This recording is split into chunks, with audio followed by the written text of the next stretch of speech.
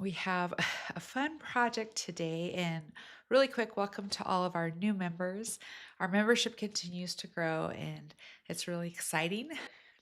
Today, we're going to pour pastel colors. They're beautiful colors, by the way. We're going to be using Aussie Red Gold, Quinacridone Coral, Quinacridone Rose, and Phthalo Turquoise. And we're going to explore all the beautiful value range we get from those four colors. Really great for learning techniques. Let's get started. What do you guys think about this color world? So pretty, huh? Yeah, I think this gives us an amazing range of color. The way to not do masking fluid is just to leave bits, dry on the painting. So what you'll do is called sectional watercolor pouring, is you'll wet the area that you want to pour into, and then you'll pour your colors, and you kind of just will move on down the page that way. So what you're doing is you're just trying to keep a little bit of glisten on the page. Then when we come down to this flower, go around it, and there we go. There we go. Because remember, I want pastels, and this Aussie Red is not a pastel color by any means. So I do have to be mindful of how much I put on here. Like if I have too much up here, I can borrow it and bring it over here a little bit.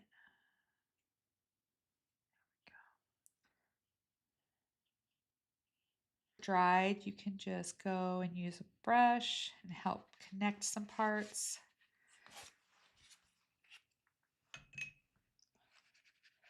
I'm okay with how pale this is because I do want to have pastel versions of these colors. I don't want it. So this is still part of that first layer. I'm just thinking about that little purple color and maybe, just maybe, taking a little tiny drop of it as this is drying.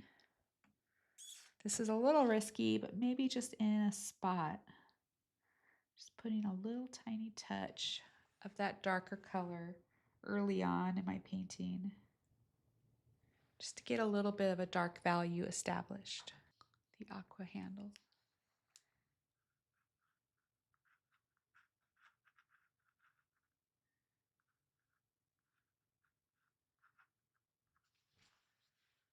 Just encourage that center to have a little personality.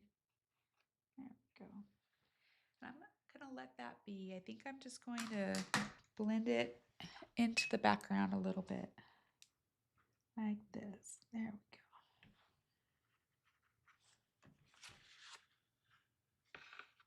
go. This is drying right there, so I'm just going to give it a little mist. There we go. So it has somewhere to blend to.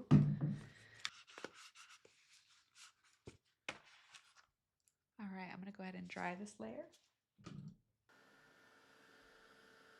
This next layer, I'm going to work on my leaves and branches behind before I work on the flowers, because right now it looks like the flowers need so much work, but sometimes when we start putting the things in the back, it won't need it. It might benefit us to do the back first and then work our ways to the flowers so we don't overwork anything.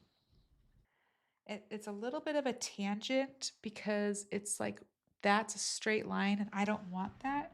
So I'm going to pull it down a little bit below it and have it come in.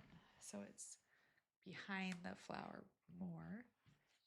And then I'm going to go ahead and while I'm here, I'm going to go ahead and get one of these leaves started right here as well.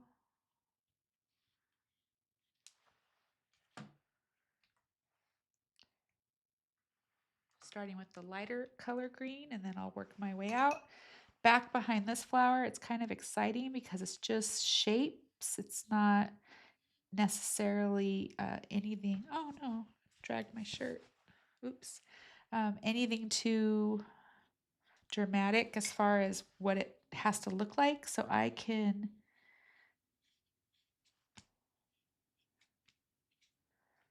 put that shape back there and then add that color to it. See what I mean? As soon as we put those dark bits behind the flower just jumped forward. Isn't that cool? Blends into some pinks, some coral colors. So I'm going to go ahead and connect to it and use this as a place to build up some interest in the background. So I'm just going to take now a little bit of color here. Just having a little variation now with the colors in my leaves. Wherever it's wet, I can introduce another shade of the green. Oops. And that way there's just some dark bits. And then I could also put just a little tiny bit of coral down here.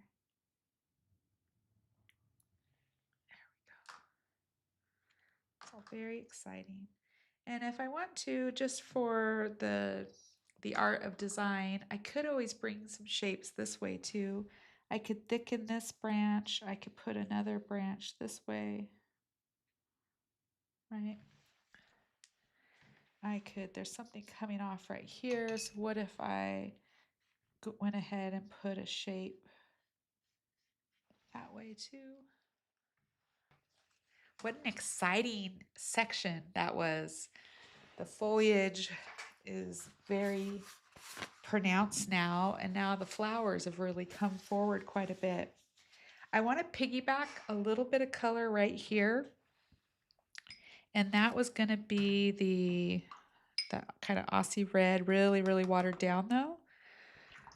I'm just going to build that layer a hair more because I noticed how much this dark bits behind the pastel flowers is making things really show up. So I'm just going to put a little bit of water, although I need clean water. I'm just going to see if I get this wet right here. Blend it up and out right here. And I just piggyback the color that's already there with just a little bit more. Will that help make that flower show up? I think the answer is yes.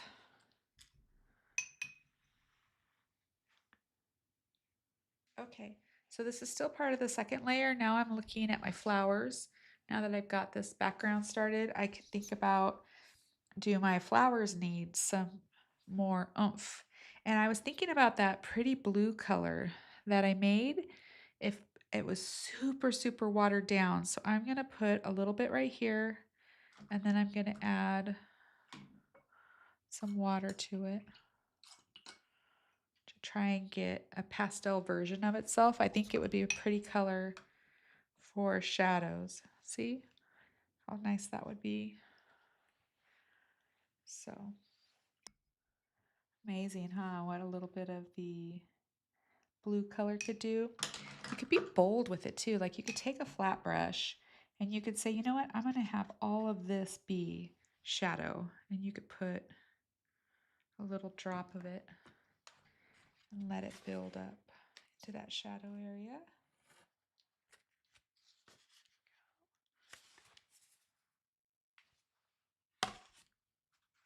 Yeah, you guys, are you still on with me?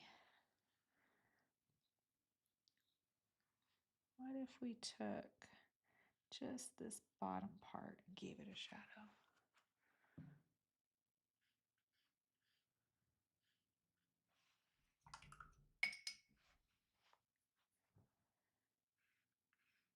Pulled some of the color that was there into the petals. There we go. All right, I'm gonna go ahead and move down to this guy now. And he is in the shadow right here.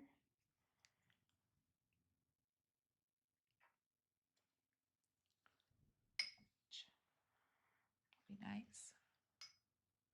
Connected shapes, right?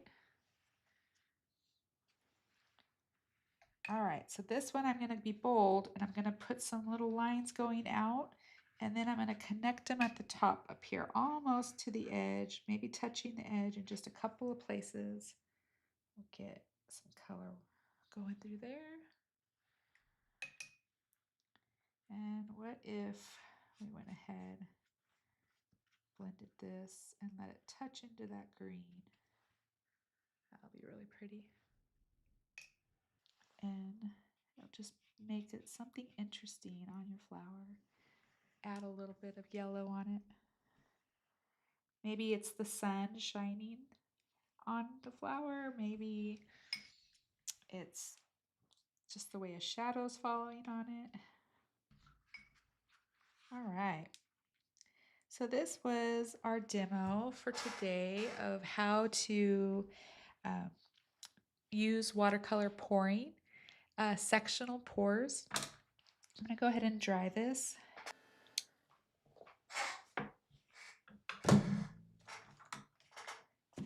In the brush set comes a little tiny round. That should be good for creating my flower centers.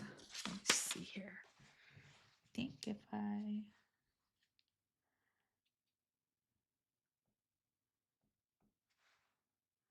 I'll use that beautiful deep blue we made.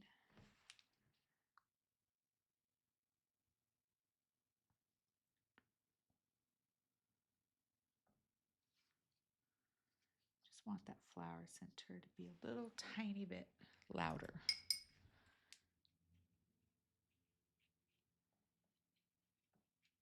There we go.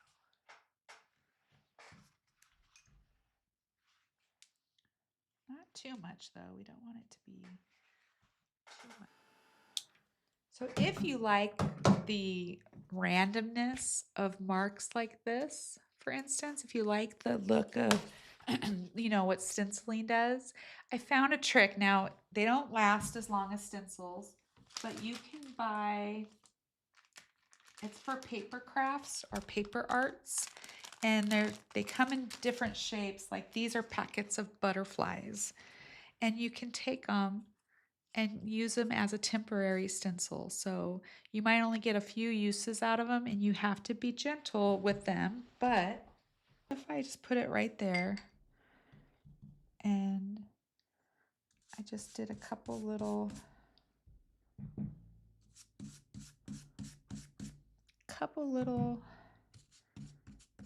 gentle swipes, and then take it off.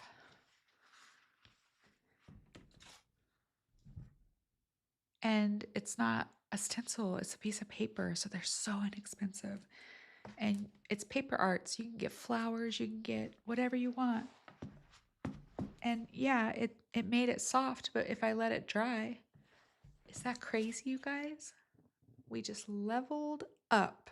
And what a cool way to get what looks like stems on, or the veins on a leaf. But you can absolutely use these. Maybe I did want a butterfly in the background. I could try and lift the whole thing if I wanted to. Because I have it there and there, I just want to have a couple other places. The slightest suggestion of a lift. And just like with the stenciling, you can do it lighter or darker, however you want to do it. One right here.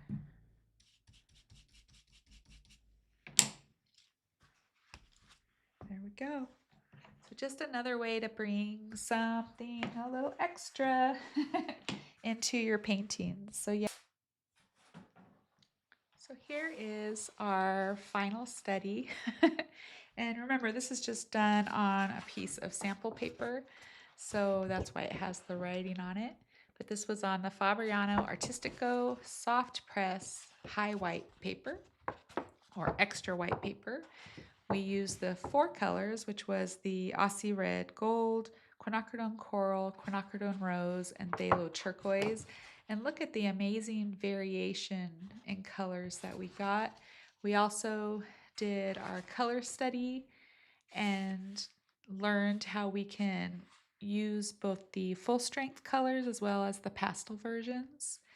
So here is that painting, that 4-color painting. It ended up only being 2 pours, but I think that it came out really pretty, really soft, pretty pastel blossoms. They don't look like cherry blossoms to me now. No, I can't think of the name of the flower, but they remind me of like flowers I saw in Hawaii. So maybe I am, maybe I want to go to Hawaii. I don't know. So here is that painting. I hope you guys enjoyed today's study, exploring colors and painting pretty pastel blossoms. And I'll see the member stream members in 2 weeks for our demo. And I just really appreciate all of you. Welcome to all of our new members.